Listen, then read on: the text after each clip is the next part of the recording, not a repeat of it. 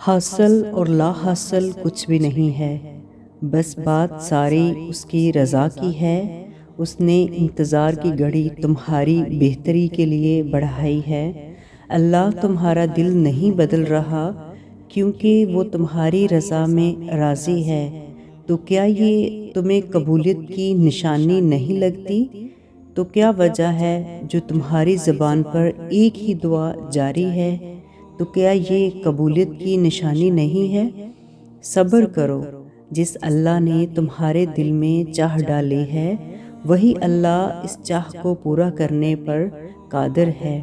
وہ اپنی طاقتوں کے اثر سے تمہیں بتا رہا ہے کہ وہ القادر ہے۔ جن دعاؤں کو دل کا حصہ بنا سکتا ہے وہ انہیں مقدر کا حصہ بھی بنا سکتا ہے۔ جب دعائیں سچے دل اور اللہ پر یقین سے مانگی جاتی ہیں تو پھر میرا اللہ بھی کن کہنے میں دیری نہیں کرتا۔ وہ تمہارا مان رکھ لیتا ہے۔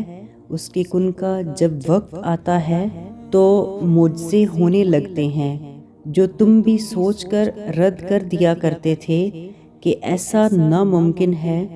مانگنے کا کام تو تمہارا ہے۔ مالک دو جہاں نے قبولیت کا وعدہ کیا ہے کیونکہ وہ المجیب ہے، یعنی وہ دعائیں سنتا ہے۔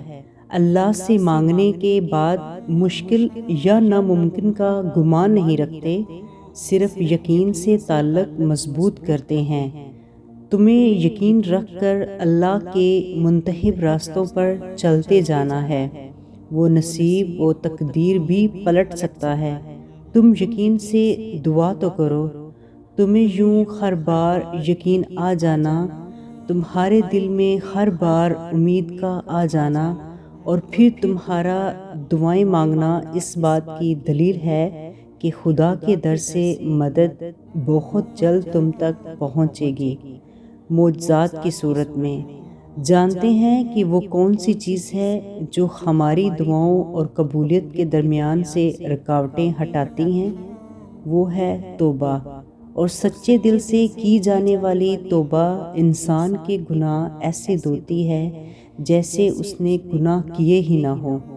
جب وہ گناہوں سے پاک ہو کر اللہ کے سامنے حاضر ہوتا ہے تو اللہ بھی بدلے میں اسے قبولیت سے نوازتا ہے، کیونکہ جو چیز اللہ کو سب سے زیادہ پسند ہے وہ گناہ گار کی توبہ ہے، اور اللہ پوری کائنات میں کسی چیز کا انتظار نہیں کرتا جتنا گناہ گار کی توبہ کا کرتا ہے۔ اللہ سے جب بھی مانگو، جیسے بھی مانگو، وہ ضرور سنتا ہے۔ وہ تمہاری خاموشیوں کو بھی سنتا ہے۔ اگر بار بار دعا مانگتے ہو، ہر بار قبولیت کا یقین رکھتے ہو، تو سمجھ لو کہ آپ کی دعا قبولیت کی بلندی پر ہے۔ جب تمہیں اس کے ہر چیز پر قادر ہونے کا یقین ہے تو اپنی دعاؤں کی قبولیت پر بھی یقین رکھو۔ اس سے نا امید نہ ہونا کبھی بھی۔ وہ اپنے بندوں سے بہت محبت کرتا ہے۔ وہ رب کریم ہے، رحمان و رحیم ہے۔ وہ جس نے تمہیں دعاؤں کی توفیق عطا فرمائی ہے وہی اس چیز کو تمہاری تقدیر کے صفوں میں شامل کرنے پر قادر ہے۔ اللہ تمہارے ہر ادھورے خواب سے باخبر ہے۔ وہ درد میں پڑے بندوں کو یوں نہیں چھوڑتا۔ وہ ٹوٹے ہوئے دلوں کو سجدوں میں لگا دیتا ہے۔ ان روتی ہوئی آنکھوں کا سکون دعاؤں میں لکھ دیتا ہے، اور دل جو سجدوں میں دعاؤں میں کن کے منتظر رہتے ہیں ان کے لیے خدا تعالیٰ کی محبت مثالی ہوتی ہے۔ تم جتنی دفعہ دعا مانگتے ہو اللہ اتنی بار جواب دیتا ہے۔ تمہارا کام دعا کرنا ہے، عطا کیسے کرنا ہے وہ بخوبی جانتا ہے۔ اگر تہجد میں رو رو کر بھی دعا قبول نہیں ہوئی تو ہو سکتا ہے کہ حقیقت دیکھ کر یہ سمجھ جاؤ کہ اگر چیز حاصل ہو جاتی تو تمہیں کیسے تباہ کر دیتی۔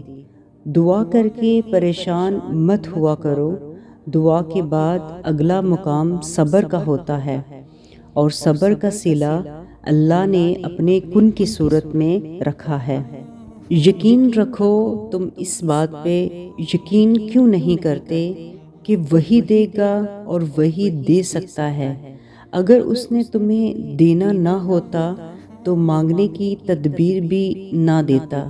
جب دعا کرو تو پورے یقین کے ساتھ کرو، یہ سوچ کر کہ میرا اللہ مجھے لازمی یہ چیز دے دے گا، اور پھر اگر مگر ایسا ویسا کچھ بھی نہ سوچو، اللہ سے اصرار کرو، بار بار کہو، زور دے کر کہو، کیونکہ دینے کے لیے اللہ کے لیے کوئی بھی چیز بڑی نہیں ہے، اور اللہ بچوں کی طرح مانگنے والوں کو بہت پسند کرتا ہے، کیونکہ دعاؤں کو پورا کرنے کی طاقت صرف اسی کے پاس ہے۔